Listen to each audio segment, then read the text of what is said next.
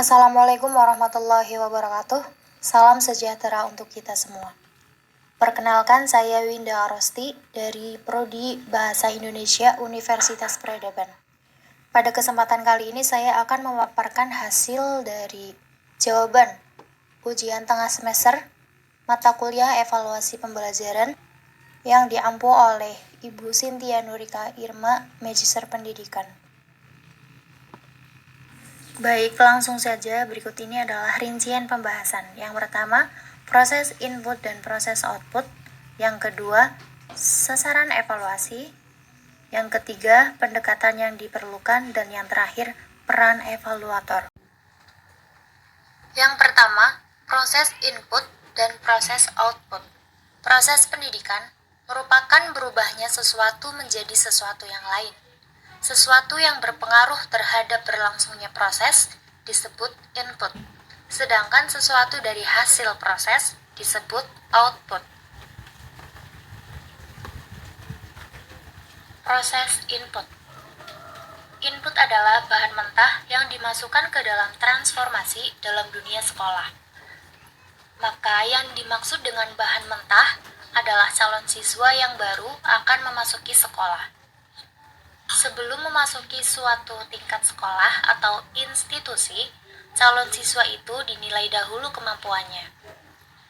Dengan penilaian itu, ingin diketahui apakah kelak ia akan mampu mengikuti pelajaran dan melaksanakan tugas-tugas yang akan diberikan kepadanya. Ari Kunto, 2009, halaman 4.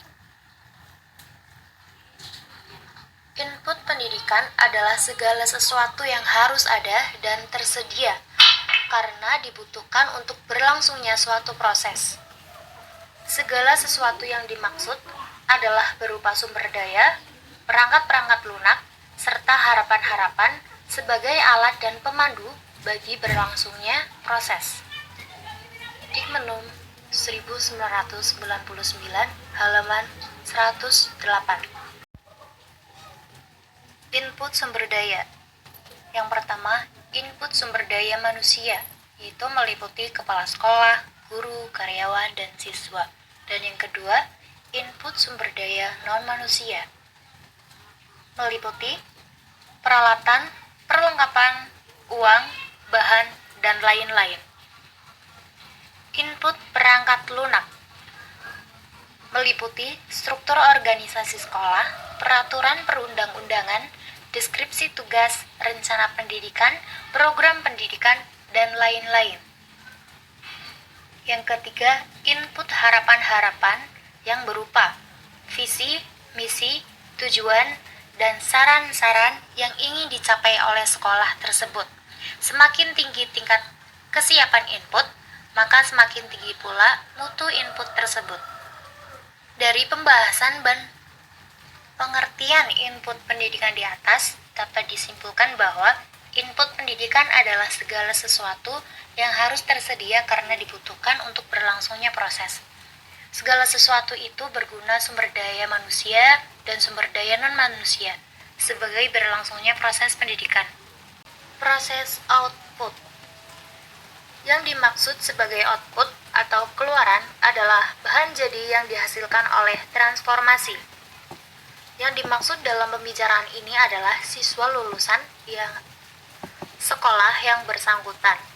Untuk dapat menentukan apakah seorang siswa berhak lulus atau tidak, perlu diadakan kegiatan penilaian sebagai alat penyaring kualitas. Ari Kunto, 2013, halaman 5. Output pendidikan adalah kinerja sekolah, sedangkan kinerja sekolah itu sendiri adalah prestasi sekolah yang dihasilkan dari proses atau perilaku sekolah. Kinerja sekolah dapat diukur dari kualitasnya, efektivitasnya, produktivitasnya, efisiensinya, inovasinya, kualitas kehidupan kerjanya, dan moral kerjanya. Dikmenum 1999, halaman 213. Prestasi akademik berupa nilai ujian semester, ujian nasional, karya ilmiah, dan lomba akademik. prestasi non-akademik berupa kualitas iman dan takwa, kejujuran, kesopanan, olahraga, kesenian, keterampilan, dan kegiatan-kegiatan ekstrakurikuler lainnya.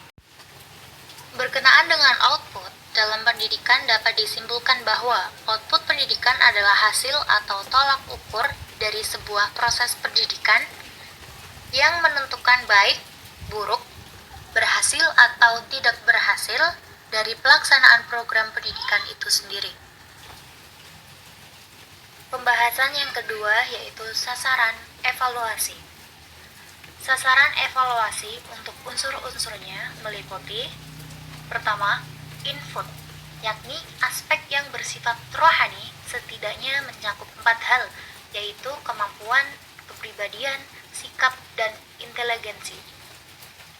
Kedua, transformasi, yakni kurikulum atau materi, metode, cara, penilaian, sarana pendidikan atau media, sistem, administrasi, guru, dan personal lainnya.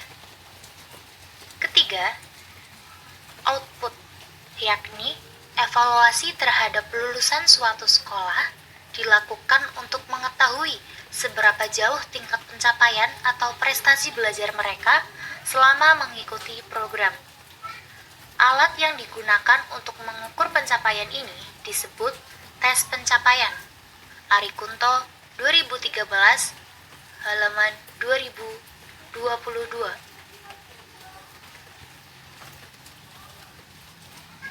Pembahasan yang ketiga, pendekatan yang diperlukan. Menurut Suharsini Arikunto dalam bukunya Dasar-Dasar Evaluasi Pendidikan yang menyatakan, kita tidak dapat mengadakan penilaian sebelum kita mengadakan pengukuran. Mengukur adalah membandingkan sesuatu dengan satu ukuran.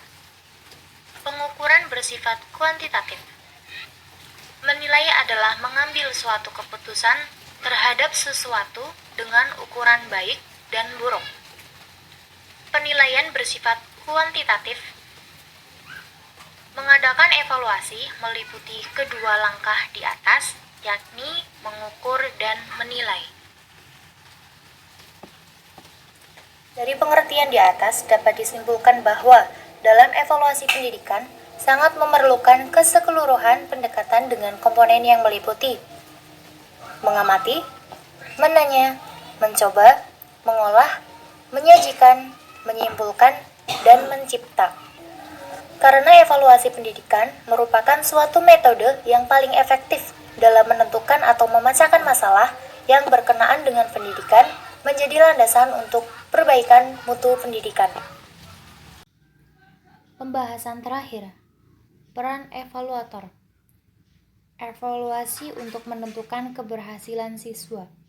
Menentukan apakah siswa sudah memiliki kompetensi yang telah ditetapkan, meningkatkan kualitas pembelajaran dalam evaluasi hasil belajar dan proses belajar terhadap keterampilan intelektual nyata.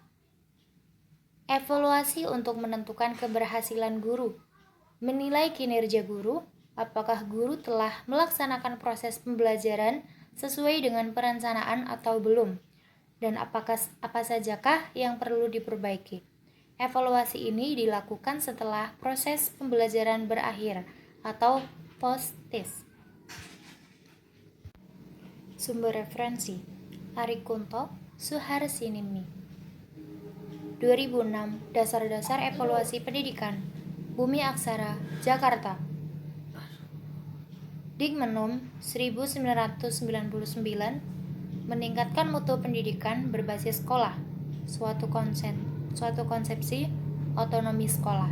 Jakarta, Depdikbud. Terima kasih.